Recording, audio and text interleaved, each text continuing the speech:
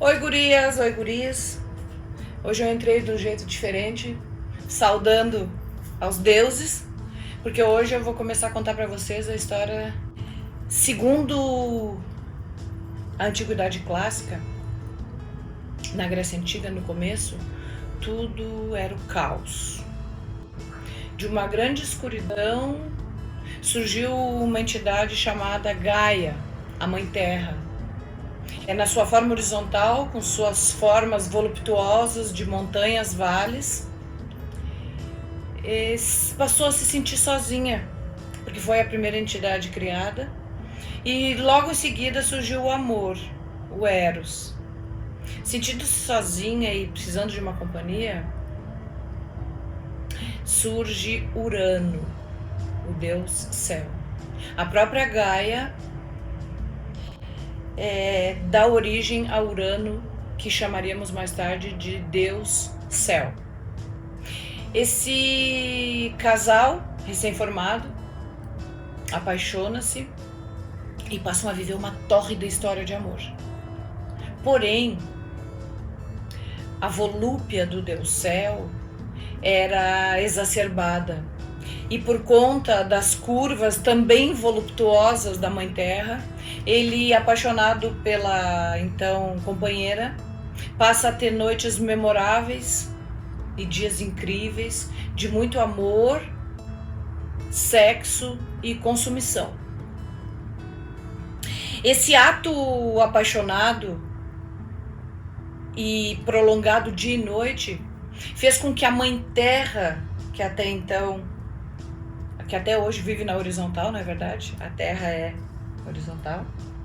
Ela fosse fertilizada por inúmeras vezes pelo deus Urano, e que tivesse vários filhos. Dentre esses filhos, temos uma sequência bem famosa que chamamos de titãs. Quem eram os titãs? Os titãs eram gigantes, homens fortes, poderosos, que não tinham beleza, mas tinham a força a seu favor. Em seguida,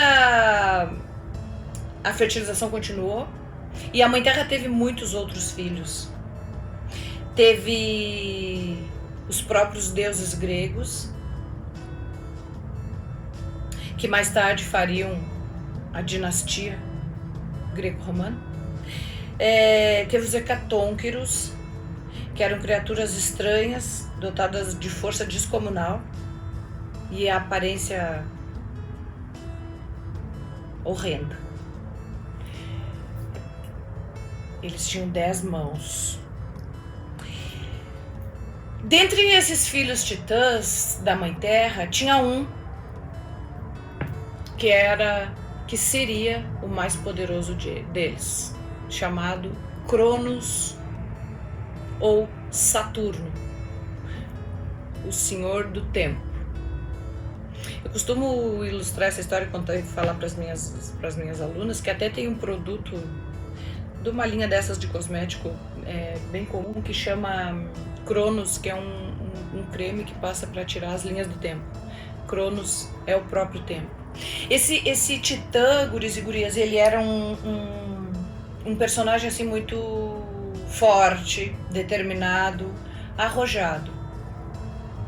E por conta dessa incessante ocupação da própria mãe pelo próprio pai, o titã vivia muito revoltado e furioso com aquela situação de submissão que a mãe se colocava. Um dia, a mãe, já cansada, depois de muitos filhos, depois de muitos partos, a gente que é mulher sabe, quem tem filhos, que a gestação é uma coisa extremamente complexa, e o parto em si, quando é natural, nem se fala, né? É uma coisa literalmente inesquecível, né? A cesárea não menos importante, mas a gente sabe que esse processo é um processo que, apesar de não ser lento, ele parece muito lento. Em função de vários desconfortos físicos. Vocês imaginem a Terra, com toda a fertilidade que lhe é peculiar, ficar tendo um filho atrás do outro, por intermináveis anos. Então ela, cansada, um dia chega pro filho Saturno e diz: meu filho, eu tô cansada. Como tu sabe bem, como tu pode presenciar, o teu pai, ele não é fraco. O céu, toda noite ele desce e me cobre. Toda noite ele desce. E isso já se arrasta por quantos anos? Então eu queria ver contigo o que eu posso fazer. Eu quero desabafar contigo, porque eu tô assim... Eu ando muito cansada. Muito cansada. Eu queria, na verdade, estar estéril. Mas a nossa terra, ela não é estéril. Ela é extremamente fértil, não é verdade? Mas ela chegou a pensar isso porque ela pensou: meu Deus, quem sabe, né, se eu fosse estéril eu não precisava passar por esse processo tão degradante, diário, que eu passo, muitas vezes sem vontade. Porque a gente também sabe bem falar desse assunto, que é o dissabor de tu fazer uma coisa que tu não tá afim de fazer. Principalmente quando é de cunho sexual. É uma violência. Configura um abuso, configura uma inversão de valores, configura uma invasão de privacidade. E aquela mãe, ela não tinha escolha. Ela era obrigada a aceitar o marido. Então o filho se preparou e disse pra ela: deixa pra mim. Fica tranquila aí, deitadinha, bonitinha, cheirosa. Que hoje é a hora que meu pai descer. Nós não temos uma conversa, eu e ele. Deixa pra mim que eu vou ajeitar isso aí pra ti. E assim ele se colocou atrás de uma moita e preparou uma foice bem afiada. Naquela noite, quando o pai dele desceu para consumar o ato sexual, ele salta detrás da moita e castra o próprio pai. Como assim castra? Castra! Sabe o que é castração? É arrancar de forma violenta, ou não, nesse caso sim, os órgãos sexuais. O pai Urano, desesperado de dor, se atirou num canto e começou a sofrer, desesperado.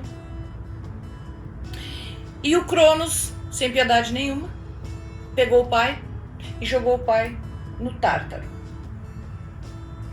O que é o Tártaro? O Tártaro é a região do submundo. Prendeu o pai lá embaixo e deixou preso à própria sorte. Dessa maneira, ele assumiria o trono, assumiria o controle do mundo, que até então era do pai Urano.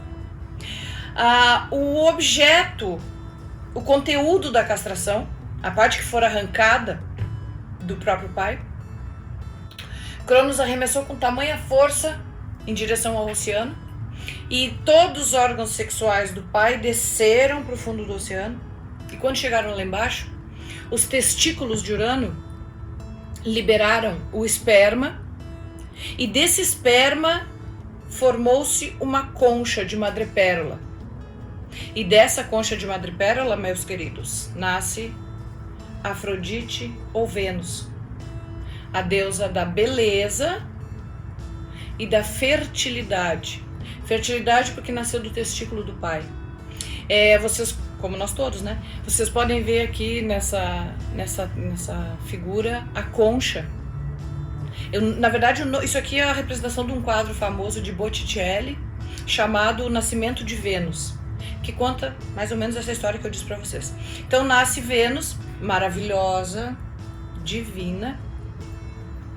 E a partir dessa história a gente dá sequência com outros personagens que surgem e que vão se encaixando na mesma história, vão formando uma rede até que todos interajam entre si.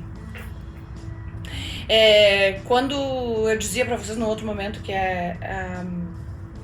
esse mergulho através da mitologia grega é uma coisa fantástica, é fantástico mesmo, mas é fantástico não só no sentido de que legal, não. É fantástico porque acontecem coisas às vezes até bizarras para o nosso olhar humano de réis mortal.